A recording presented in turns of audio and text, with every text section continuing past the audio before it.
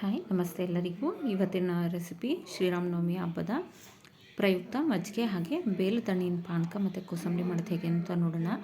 ಬೇಲದಕಾಯಿ ಈ ರೀತಿ ಹಣ್ಣಾಗಿರಬೇಕು. ಹಣ್ಣಾಗಿರೋದನ್ನು ನೀಟಾಗಿ ಪಲ್ಪ್ ತೆಗೆದು ಹಾಕ್ಕೊಳ್ಬೇಕು.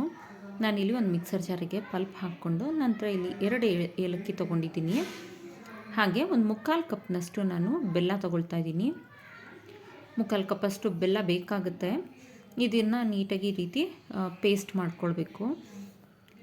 ಹಾಗೆ ನೀವು ಸ್ಮ್ಯಾಶ್ ಮಾಡ್ಕೊಳ್ಳೋದಿದ್ರು ಸ್ಮ್ಯಾಶ್ ಮಾಡ್ಕೊಂಡು ಶೋಧಿಸ್ಕೊಳ್ಬೋದು. ಇಷ್ಟನ್ನು ಪೇಸ್ಟ್ ಮಾಡಿಕೊಂಡು ನಂತರ ಇದನ್ನು ಸ್ವಲ್ಪ ನೀರು ಹಾಕಿ ಕದಡ್ಕೊಂಡು ಶೋಧಿಸ್ಕೊಳ್ಬೇಕಾಗತ್ತೆ.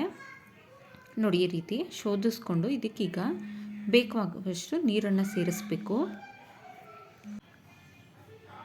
ಇದಕ್ಕೆ ಎಷ್ಟು ಬೇಕಷ್ಟು ನೋಡಿ ನೀರನ್ನು ಸೇರಿಸ್ಕೊಂಡು ಟೇಸ್ಟ್ ಮಾಡಿ ನೋಡಿ. ಸ್ವಲ್ಪ ಉಗುರಿತ್ತು ಅಂತಂದರೆ ಸ್ವಲ್ಪ ಬೆಲ್ಲ ಸೇರಿಸ್ಕೊಳ್ಬೋದು, ಅಥವಾ ಸಾಕು ಅಂತಂದರೆ 3/4 ಕಪ್ನಷ್ಟು ಬೆಲ್ಲ ಕರೆಕ್ಟಾಗಿ ಆಗುತ್ತೆ. ಚೆನ್ನಾಗಿ ಕರಗಿಸ್ಕೊಂಡು ನಾನಿಲ್ಲಿ ಒಂದು ಪಾತ್ರೆಗೆ ಟ್ರಾನ್ಸ್ಫರ್ ಮಾಡ್ಕೊಳ್ತಾ ಇದ್ದೀನಿ. ನಂತರ ಈಗ ನೀರು ಮಜ್ಜಿಗೆ ಮಾಡೋದು ಹೇಗೆ ಅಂತ ನೋಡೋಣ. ಮಸಾಲ ಮಜ್ಜಿಗೆ ಅದಕ್ಕಿಲ್ಲಿ ಸ್ವಲ್ಪ ಕೊತ್ತಂಬರಿ ಸೊಪ್ಪು ಹಾಗೆ ಸಣ್ಣ ಮೆಣಸಿನ್ಕಾಯಿ ಒಂದು ತೊಗೊಂಡಿದ್ದೀನಿ ನಾನು. ನಂತರ ಇದಕ್ಕೆ ಜೀರಿಗೆ ಹಾಕ್ಕೊಳ್ತಾ ಇದ್ದೀನಿ. ಒಂದು ಅರ್ಧ ಸ್ಪೂನ್ನಷ್ಟು ಜೀರಿಗೆ ಹಾಗೆ ಒಂದು ಸಣ್ಣ ತುಂಡು ಶುಂಠಿ, ಇದಿಷ್ಟನ್ನು ಗ್ರೈಂಡ್ ಮಾಡ್ಕೊಳ್ಬೇಕು. ಗ್ರೈಂಡ್ ಮಾಡಿಕೊಂಡು ನಂತರ ನಾವು ಯಾವ ಪಾತ್ರೆಯಲ್ಲಿ ಮಜ್ಜಿಗೆ ಮಾಡ್ಕೋತೀವಲ್ಲ ಆ ಪಾತ್ರೆಗೆ 1 ಬೌಲ್ನಷ್ಟು ಮೊಸರು ತೊಗೊಳ್ತಾ ಇದ್ದೀನಿ ನಾನು. 1 ಬೌಲಷ್ಟು ಮೊಸರು ತೊಗೊಂಡಿದ್ದೀನಿ. ನಂತರ ಅದಕ್ಕೆ ನೀರನ್ನು ಸೇರಿಸ್ಕೊಳ್ತಾ ಇದ್ದೀನಿ ಅದೇ ಬೌಲ್ನಿಂದ. ನಂತರ ನಾವೇನು ಮಸಾಲೆ ಮಾಡಿ ಇಟ್ಕೊಂಡಿದ್ವಲ್ಲ ಅದನ್ನು ಸೇರಿಸ್ಕೊಳ್ಬೇಕು. ನಂತರ ಮಿಕ್ಸರ್ ಜಾರಿಗೆ ನೀರನ್ನು ಸೇರಿಸಿ ಆ ಮಸಾಲೆ ಪೂರ್ತಿ ತೆಕ್ಕೊಂಡು ಇದಕ್ಕೆ ಟ್ರಾನ್ಸ್ಫರ್ ಮಾಡಿಕೊಳ್ಬೇಕು. ಈಗ ಇದಕ್ಕೆ ಇಲ್ಲಿ ನಾನು ರುಚಿಗೆ ತಕ್ಕಷ್ಟು ಉಪ್ಪನ್ನು ಸೇರಿಸ್ಕೊಳ್ತಾ ಇದ್ದೀನಿ. ನಿಮ್ಮ ರುಚಿಗೆ ಎಷ್ಟು ಬೇಕಷ್ಟು ಉಪ್ಪನ್ನು ಸೇರಿಸ್ಕೊಳ್ಳಿ. ನಂತರ ಹೀಗೆ ಕಡ್ಕೊಳ್ಬೇಕಾಗುತ್ತೆ. ನೀಟಾಗಿ ಕಡ್ಕೊಳ್ಳೋದ್ರಿಂದ ಮಸಾಲೆ ಎಲ್ಲ ನೀಟಾಗಿ ಮಿಕ್ಸ್ ಆಗುತ್ತೆ.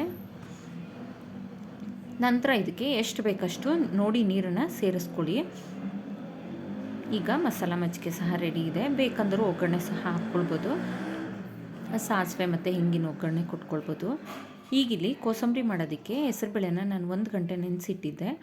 ಆ ನೆನೆಸಿಟ್ಟಿರೋಂಥ ಹೆಸರುಬೇಳೆದು ನೀರನ್ನು ಚೆಲ್ಕೊತಾ ಇದ್ದೀನಿ. ನೀರೆಲ್ಲ ತೆಗೆದು ನಂತರ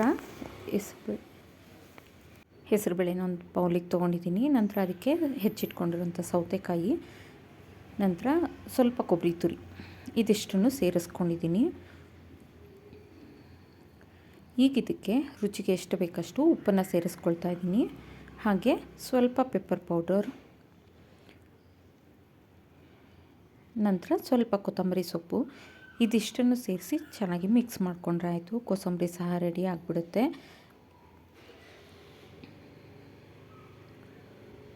ಈಗ ಪಾನಕ, ನೀರು ಮಜ್ಜಿಗೆ, ಕೋಸಂಬರಿ ಎಲ್ಲನೂ ರೆಡಿ ಇದೆ.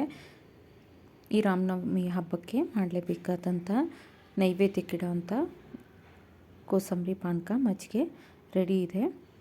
ಈ ವಿಡಿಯೋ ಇಷ್ಟ ಆದಲ್ಲಿ ಲೈಕ್, ಶೇರ್ ಆ್ಯಂಡ್ ಸಬ್ಸ್ಕ್ರೈಬ್ ಮಾಡಿ, ಕಮೆಂಟ್ ಮಾಡಿ ತಿಳಿಸಿ. ಹಾಗೆ ಪಾನಕಕ್ಕೆ ತುಳಸಿ ಎಲೆಗಳನ್ನು ಹಾಕೋದು ಮರಿಬೇಡಿ, ತುಂಬಾ ಒಳ್ಳೆಯದು. Thank you for watching.